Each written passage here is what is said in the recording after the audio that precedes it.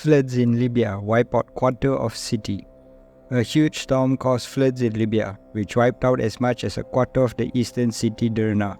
The floods caused dams to burst, swept away buildings, and left more than 10,000 people missing. More than 1,000 bodies have already been recovered in Derna alone, and officials expect the death toll to be much higher.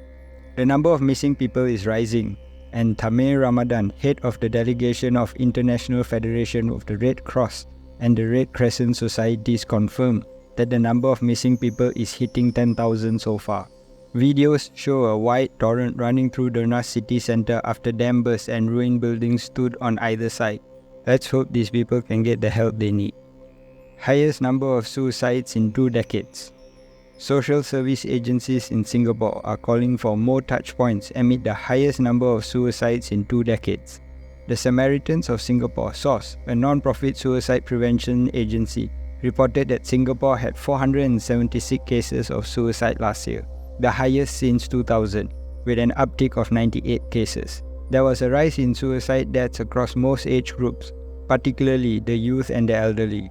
More than a quarter of those cases were among those aged 10 to 29, an age group for which suicide was the leading cause of death. Individuals aged 70 to 79 registered the highest increase, 60% in suicide deaths compared to last year. As the number of requests for help increases, agencies are seeking more volunteers to step forward to be trained to serve as touchpoints. These first responders, who can simply be a friend, a family member, or even a passerby, will ensure that those who need help can get it earlier. If you need help or you're feeling down or sad, please go and get the help you need. Don't delay, don't waste your time, just get up and go and get it. Russian sellers stop fertilizer discounts to India. Russian companies have stopped offering fertilizers such as diammonium phosphate (DAP) to India at discounted prices due to tightening global supplies after becoming the biggest supplier to the country last year.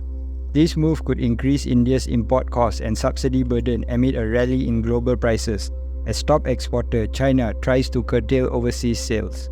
India's fertilizer imports from Russia surged 246% to a record 4.35 million metric tons in the 2022-2023 financial year ended on March 31st, as suppliers gave discounts to global markets price for DAP, urea, and NPK fertilizers.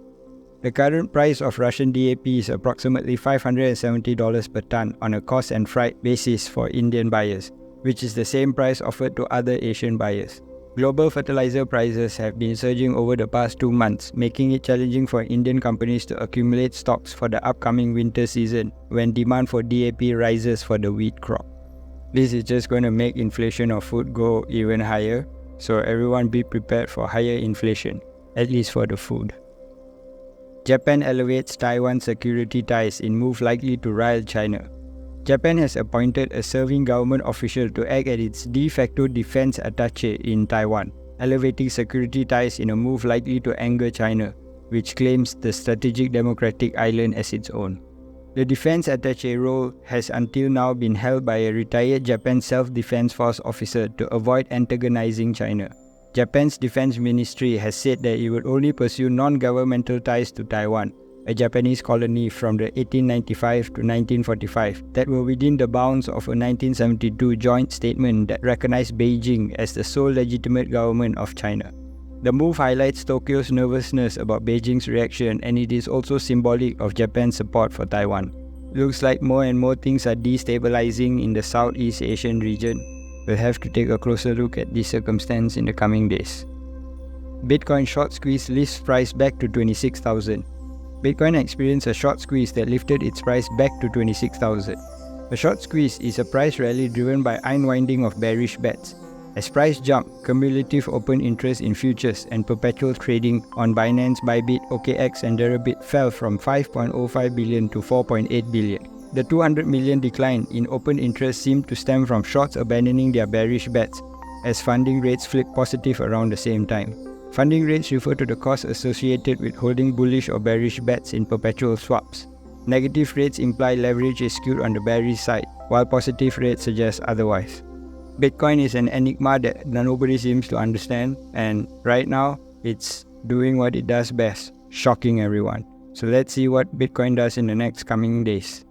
Thank you for staying to the end of the video. Please like, share and subscribe. I'll see you again tomorrow.